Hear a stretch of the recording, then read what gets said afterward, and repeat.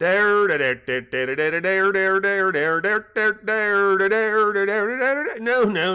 that's wrong. Dixie Diamonds 213. Metz, 6:42 p.m. Magdalene Pilotre, a trim, stylishly coiffed, silver-haired woman of 53, ushered her firstborn into her house and said softly, "Hang up your coat and then we can talk. Do you need anything? Food? Drink?" "Only your soothing presence," Pilotre replied with a smile as he kissed his mother's cheek, took one step backwards, removed his coat, then hung it in the closet. "Living room?" he asked.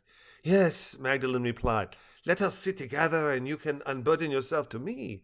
Safe to assume you have not spoken of this with a priest?" Shaking his head and smiling, Pilotre replied, "Mamma, please, now is not the time to again go down that stumbling block path. In the last 12 hours, my world has been turned upside down, and as a result, I am finally facing many things I have avoided, including the madman whose attempt to murder me resulted in my injuries.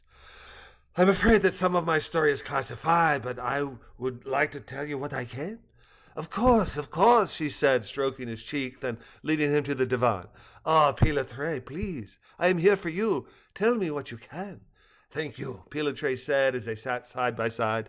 "I'm sure you remember when we lost Jeremy Taylor, our theology professor in Canberra, the one who died in the hospital implosion." "Yes, very sad. You took his replacement under your wing, no?" "Correct," he said, nodding repeatedly. "A man by the name of Brent Carter-Brancy. He is very young. Brisbane was his first time as department head. He had no time to prepare for the job, and I did as much as possible to help him. He betrayed me by stealing top-secret information from me, and when I discovered this, he attempted to murder me. His attempt would have been successful had I not received assistance from someone I am not allowed to discuss for security reasons. It was only since this morning that some of these stranger pieces of this puzzle had become known to me and opened my eyes to both external and internal issues I have succeeded in burying. Early this morning, I received an email from some private citizens in northern Queensland who had met the person who saved me from Brancy, and they were in search of details concerning the incident.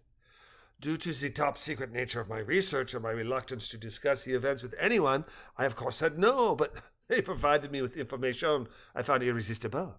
As a result, I became trapped in a very sticky, wide, and dangerous web. To make a very long story short, I replied to their email, enlisted the help of Joey Habanero, my most trusted student, and because of this we were both detained by the DGSE.